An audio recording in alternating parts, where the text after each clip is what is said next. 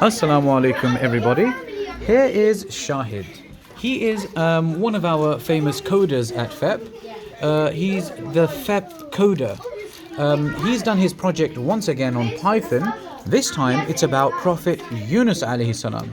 So it's some kind of mechanism where he's telling a story, and then as the story is being told, the reader has to respond. So for example, if Prophet Yunus alayhi salam has been preaching and has been calling towards Allah and no one seems to be listening to him, oh reader, what do you think, or how do you think this makes him feel?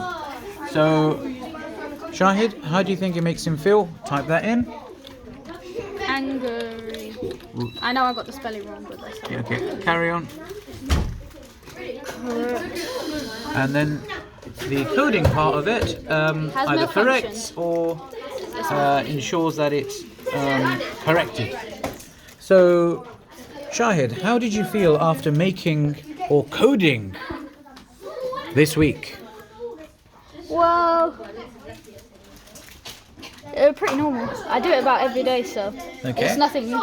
Okay. And how do you think your coding can impact the way you learn about Islam or teach about Islam or talk about Islam? Well, I don't really like having public talk, so this is easier for me just to code a game and then make. So one last question. How do you feel as a Muslim coder? You ask the tough questions.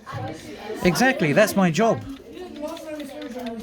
So, I'm sure that's an easier question than coding. No, it's not. So how do you feel as a Muslim coder, walking the streets of London 2022? Well, I feel pretty happy because not everyone can do this, and then this is my way of expressing Islam. Oh, beautiful. That's such a beautiful answer. MashaAllah, well done. And we hope to see you soon with more Python and more other animals that are part of the coding world. Assalamu alaikum wa rahmatullahi wa barakatuh.